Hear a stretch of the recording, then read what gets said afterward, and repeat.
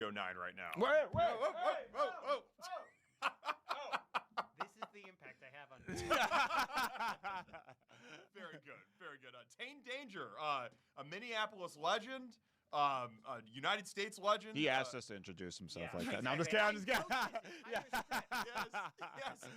You connect people, and you're just an all-around, just a great dude. Thank you for joining us. This has been a great interview. Thank you guys for having me. No, that's very nice. Thank you. I'm very grateful to be here. Yeah. Won't you tell the people a little bit more about what you do? Sure. So I'm Tane Danger. I'm one of the co-founders of Danger Boat Productions, and we use improv, as you said, improv comedy as a tool for both teaching people how to talk to each other and then how to connect people and, just how to be good in community with each other.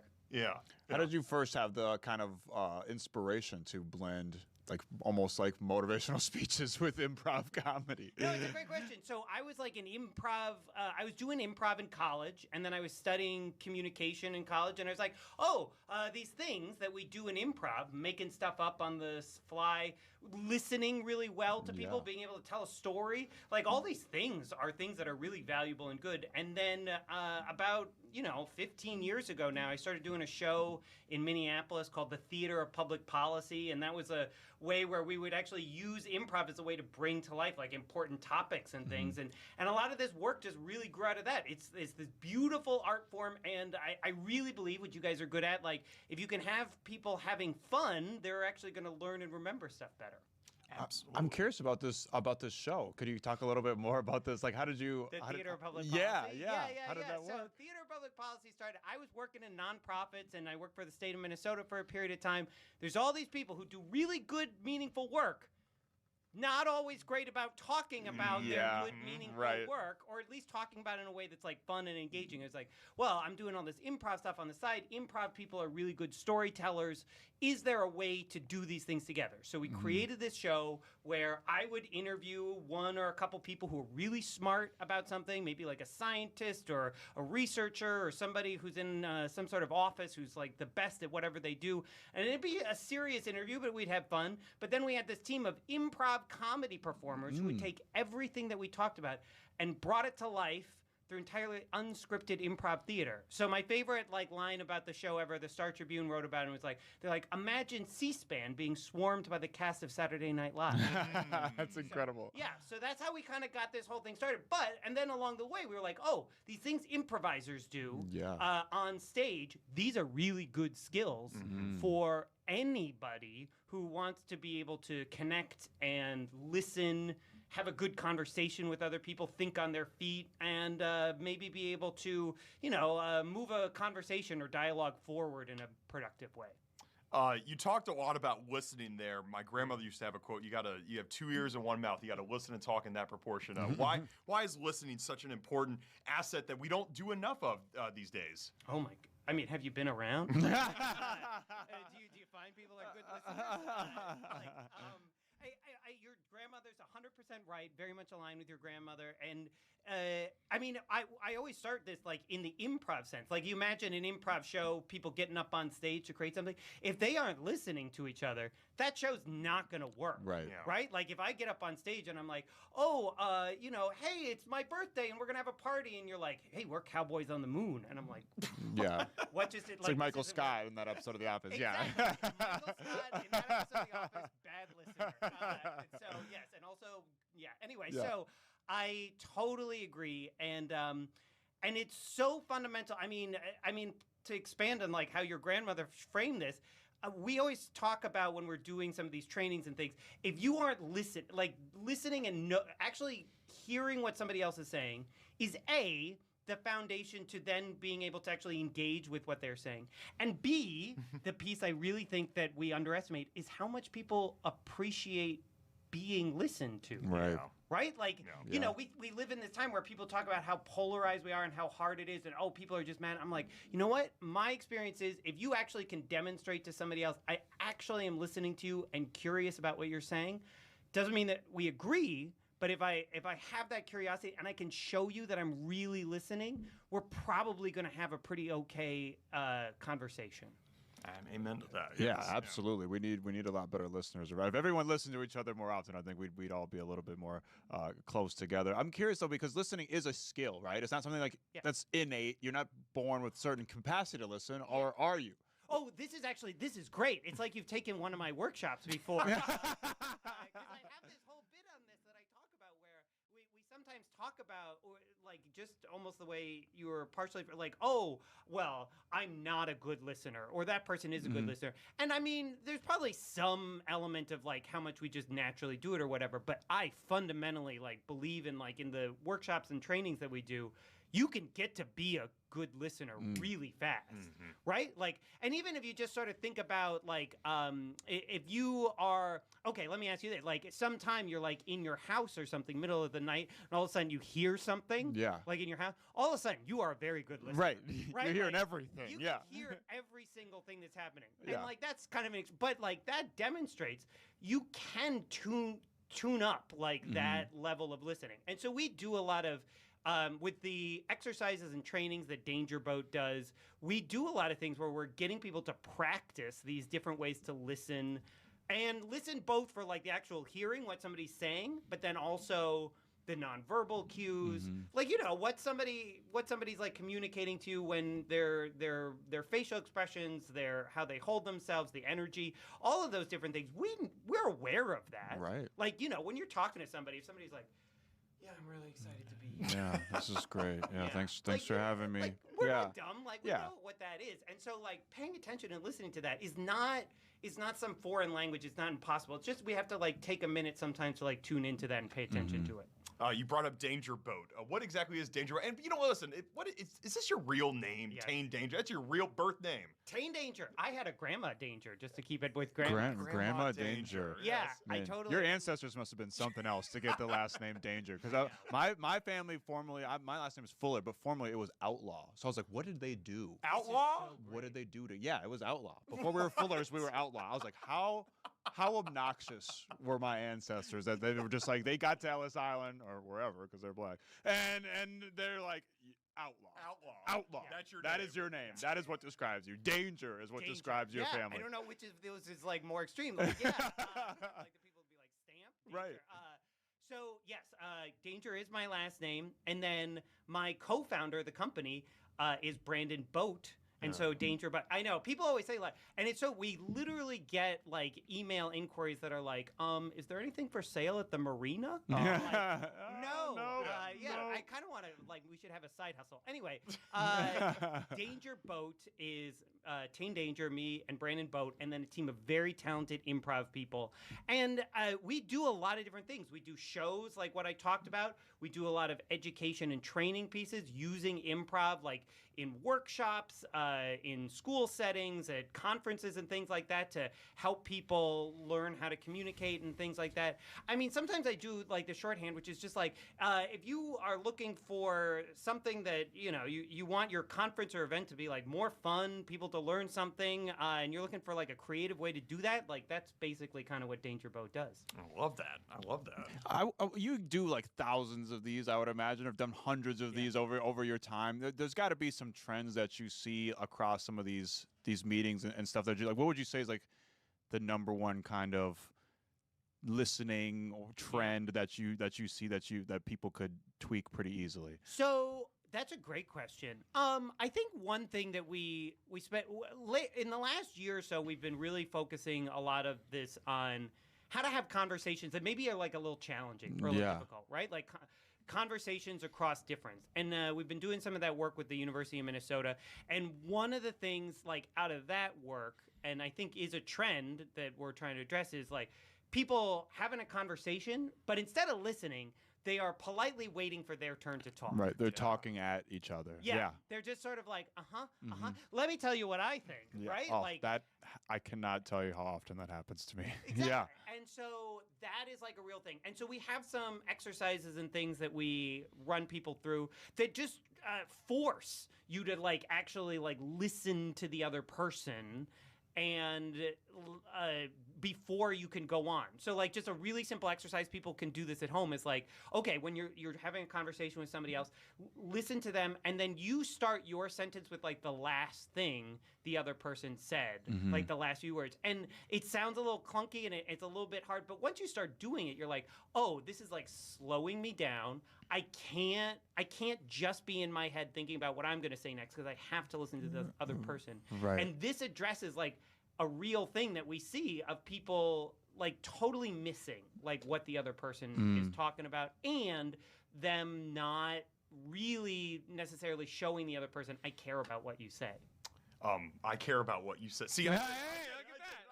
Hell yeah. Lesson learned, right? What have been some of the crazier clients or situations that you found Danger Pro to be a part of? Oh, I mean, we've done like hundreds of conferences and events and all these different kinds of things over the years, and you know, the Theater of Public Policy is one of the shows we do. We do an entire show where we bring people together and have them have conversations about what their ideal end of life would be. Oh, wow. Yeah, I Yeah. know. It sounds heavy. And it's like, everybody's like, oh, I don't want to talk. But yet, if you actually ask people, like, you know, what do you imagine, like, the perfect, like, way to go to be, right? Like, Yeah. it's a It is meaningful question. right. You get to know people really well, and you find people, like, have kind of deep thoughts about this sometimes, and they connect. And then, I mean, if that doesn't sound awkward and weird enough, then our cast of improvisers, like, listens to all of that, and then they do a show reflecting back to the audience. Here's everything we heard everybody say about their, like, hopes and fears and challenges about this. That's one of the weirder things we do, but honestly, like, even that, this sort of magic, I think, a little bit of using good listening, good communication, but then a little bit of like comedy sprinkled in, Right. like opens these things up. And we do that exact show, that end of life conversation and then show thing. And I've had so many people who have come to one of those and they've been like, I've been trying to get my husband to talk about like what we're gonna like how we want to like focus on this like for 20 years, and like it's always been like, no, we're not gonna talk about it, no, we're not. And then it was like, well, there's this comedy show, and like we came to that, and now we talked about it, and it's like this magic thing to like open some of this stuff up. Man, I would imagine, like, through doing that hundreds of times, thousands of times, that it also opens stuff up for yourself as well, that you're kind of having to reflect and learn a lot about yourself and open up your own personal life kind of to the audience that you're sending the message to, right? 100%. I mean, I think like one of the things that in all this different kind of work, but I mentioned like we're doing a lot of this work on like dialogue across difference and how to have some of these kind of conversations.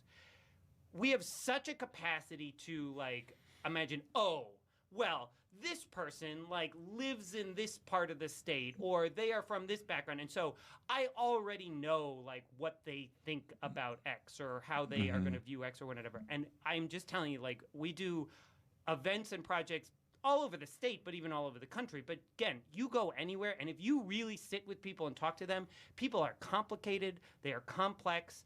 And I've yet to meet somebody who just, I'm like, I know everything, like, you know, you fit like every single like thing that I thought ahead of time. Everybody has a whole multitude of like ideas and perspectives and ways of thinking about things.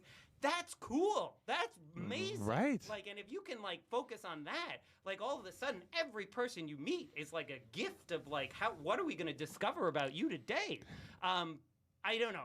I'm getting a little preachy about this, but I really do believe this. Like, where it's like, if we had a little bit more of that, like in our minds as we were going about our days, like, oh, I'm so interested in like, what is going to surprise me about this person, rather than like, yeah, I know. Like, I think that like a lot of our communications and a lot of our like society would just kind of probably function better, and I think we would just kind of get a lot more out of our day-to-day. Like, you know, it's a much more positive way to go about your life. For sure. Once you realize the world is not black and white and there's a lot more gray, oddly enough, the world gets more colorful. I totally agree. I love that framing. Absolutely. You're talking about positivity. Do you ever have bad days, Oh my Tane God. Danger? You Yeah. ever have bad days? Yeah. How do you deal with those? Because you're such a beacon of light and positivity. Yeah. I come on afternoon shows and talk to very charming people. And, no, I don't. I mean, frankly, yeah. Like, it is for me. I find a lot of solace in like talking to other people, right? Like and yeah, I can get down and frustrated, and I don't know. You like open a newspaper or whatever on any given day, and you're like, "Oof, there is a lot of heavy stuff here." And I really find like the more time, whenever I'm feeling that way, if I can like spend time with other people and actually like talk to them and be interested in them, that is uplifting for me. That, and then my other one, which is just like another best practice about being in the world, is write thank you notes. Totally, but if it's a nice thing to do, and then B, I feel good writing thank you notes to other people, and so this is my advice to anybody: is just write thank you notes, and you, other people will appreciate it, and you will feel good. Yeah. Here you go. Thank it. you. Right here. No, it's not handwritten, but it's still it's the thought that counts. It is, It's the thought that counts, Tane Danger. I hate to. We're not trying to rush you out of here or anything like that. And you want to enjoy the now. You seem like a very present guy. But what's next? What's in the future? What are some goals that you have? Oh wow, that's great. We're doing, as I said, like this work on using some improv things to train folks in how to have better conversations and dialogues. We've got a relationship where we do this with the Humphrey School of Public Affairs at the University of Minnesota. And so this is a training that we developed, and we have done it now for incoming classes of students, how to constructive dialogue at the Humphrey School of Public Affairs. And we've done it for all the incoming Humphrey students the last 2 years. It's great. They get a lot out of it, and what we hear is that it really helps them have better conversations as students. I really want to grow that work, right? Like I think that like how to have better conversations and like how to listen and tell a story and have a conversation with somebody who's got a different point of view than you is like a class every human could probably take. Should and take. And so that is work that I'm very, very excited and positive about. And then Danger Boat is, doing a whole variety of different shows and projects all over the state of Minnesota. Again, like a lot of these different things where people are like, hey, we need a fun way to like bring some folks together at a conference, at a community event or something like that. Can you help us like use a little improv magic to like actually get these folks to talk about something and then do a show about that? I love this work, and we're doing it, and I always feel like where haven't we been yet? Yeah. What's your message out there to somebody that might, just be having negative thoughts today, or maybe just be feeling negative? Because again, I just like you exude positivity, you exude optimism on everybody that you encounter. I get the vibe. I speak for Max. I know you've done that for us here. Somebody out there for sure is maybe not having such a great day. What's your message to them? So, okay, I'll get very real about this. The number one cause of premature death, like, is not necessarily like smoking or alcohol consumption or over. It is lack of social connection. And so, and I know that this is easier said than done, maybe for some folks, but I would just really encourage, like, reach out to somebody. Try and make that connection, a neighbor, a friend, maybe somebody you haven't talked to in a while. Again, I rarely find that people are unhappy that you have reached out and tried to do that. And I think you will feel better and they will feel better. And then if you're having trouble doing that in person, write a note and maybe start with thank you. That's it. Well, we're grateful that we reached out to you. If there's others out there that want to reach out to you, connect with you, where can they learn more about you? Go to dangerboat.net. Eventually, we'll be able to afford the .com. But for now, it's dangerboat.net, dangerboat.net, and you can see more about all the different work and projects that we do and get in touch with us. And, maybe bring us out to do some improv or communications work with you. Tane Danger, you're welcome here at any time. We appreciate you. That would be very fun. Thank you both. You all are great.